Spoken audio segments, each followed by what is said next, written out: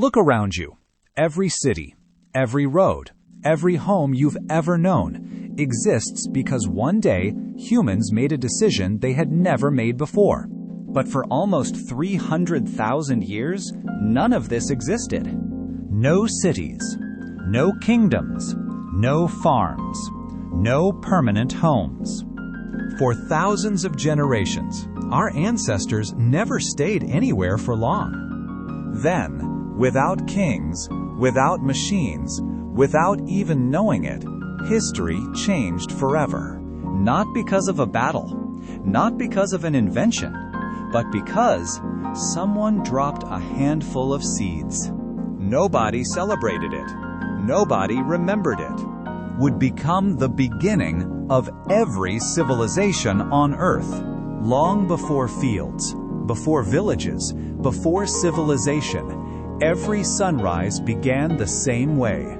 Find food, or go hungry. This is Dagon. He has never planted a seed, never built a house, never imagined living in one place forever. To Dagon, the land was never something you owned. It was something you followed. His wife, Asha, noticed things others ignored. She could tell which roots healed wounds, which berries brought sickness, and which grasses returned every season. Knowledge was their greatest tool.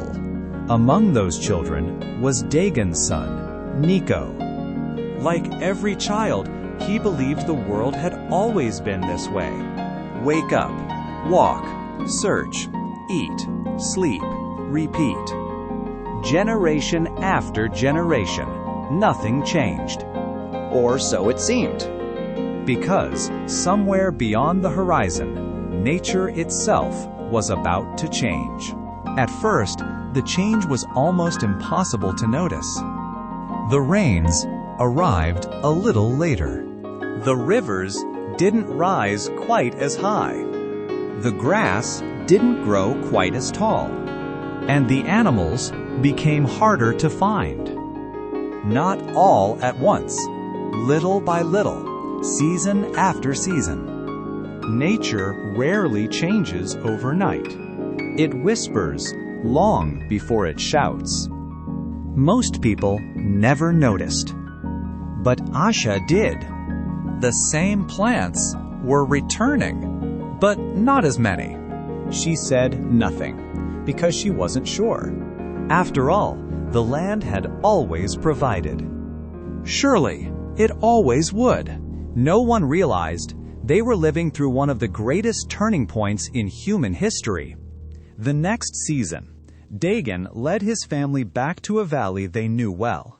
Not because it belonged to them, but because nature had been generous there before. The river still flowed. The animals still came. The wild grain still returned. For generations, this place had never failed them. So they stayed a little longer. One day became 3. 3 became 7. Nobody was in a hurry to leave. Food was close. Water was clean. Life felt easier here. Even Elder Einar began telling stories instead of planning journeys. It was only temporary, or so they believed. Every morning, Asha walked through the same fields of wild grain, and every morning, Nico followed behind. He wasn't helping much, but he was always curious. Children have a way of changing history without knowing it. No one noticed, because nothing seemed to happen. When the food began to disappear, the family moved on, just as they always had. The shelters vanished. The footprints faded. Soon, it was as though they had never been there. Then came the rains. The valley drank. Hidden beneath the soil, something was happening. Not magic, not destiny, simply nature doing what it has always done. Seasons passed. The family never knew. Until they returned. Everything looked almost the same. Almost. The grain was thicker here, healthier, denser, stronger. Asha had walked through this valley countless times. She had never seen this before. She called Dagon. For the first time, they asked a question that no human had ever needed to ask before. Why does it grow better here? The others walked on, but Asha stayed. She wasn't searching for answers, only looking more closely. The soil felt softer, darker, richer. She noticed ashes mixed into the earth.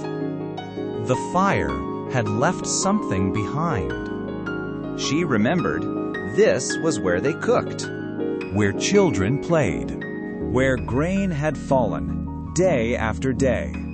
Could that really matter? She didn't know. So she did what curious people have always done. She remembered. Not as food, but as a question. Questions have changed the world more often than answers. And without realizing it, Asha had just carried home the future. The next time they stopped, Asha chose her place carefully. Not too close to the fire, not too far from the water. She wasn't following rules. There were no rules.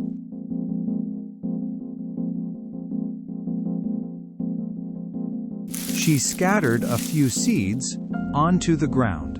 Then she covered them with a little earth. No ceremony, no great discovery. She told no one, because even she didn't believe it would matter. A few days later, they moved on. The rain returned. The earth remembered. Months passed. Far away, life continued as it always had.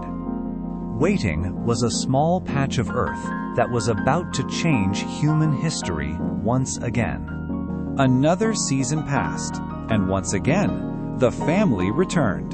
The river still flowed. The birds still sang. Everything seemed exactly the same. Until Asha stopped walking. There it was. Healthier than before. Taller than before. Full of heavy grain. This time, it couldn't be ignored. Dagon looked around. The rest of the valley hadn't changed. Only this place. The place where Asha had scattered the seeds. For a long moment, nobody spoke. Then, Dagon asked a simple question. Did you do this? Asha nodded. Neither of them understood what it meant. But for the first time, humans had discovered they could help nature grow. The next morning, before the hunters left, Dagon walked back to the grain. He had hunted his entire life, but today he wanted to understand. He counted the seeds. One plant could feed far more people than he had imagined. He looked across the valley. How many places had they already walked past? How many harvests had they never noticed? Perhaps nature had been teaching them all along. Humans had simply never stopped long enough to listen. That evening, he asked Asha to show him. Together, they scattered more seeds, not because they believed, but because they wondered. Curiosity became an experiment. The experiment became a habit, and without realizing it, they were no longer simply following the land. For the first time, the land was beginning to follow them. The next season, Dagon and Asha returned once again. This time, they already knew where to look. And once again, the grain had returned. Not by chance, not anymore. Others began to notice. One hunter laughed. You cannot hunt grass. Perhaps he was right. Still gathered, still wandered. But now, they always returned. The valley was becoming part of their lives. Even Elder Enar noticed. He had walked this land for longer than anyone. Yet even he had never seen anything like this. Without anyone saying it aloud, the tribe returned here more often than anywhere else. Years passed. The valley became more than a stopping place. Every season, they returned to the same ground. Became familiar paths. Flicky, prompt. Young children happily play beside the river, collecting smooth stones and chasing dragonflies.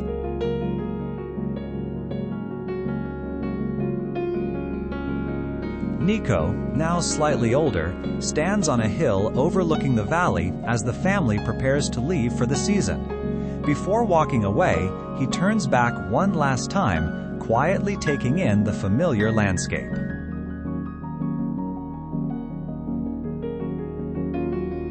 The memories blend softly together in a warm visual montage.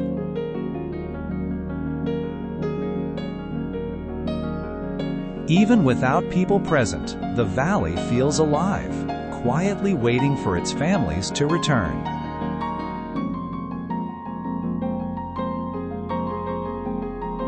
If they were coming back, why build them the same way every time? Some things were simply left behind, not forgotten, waiting.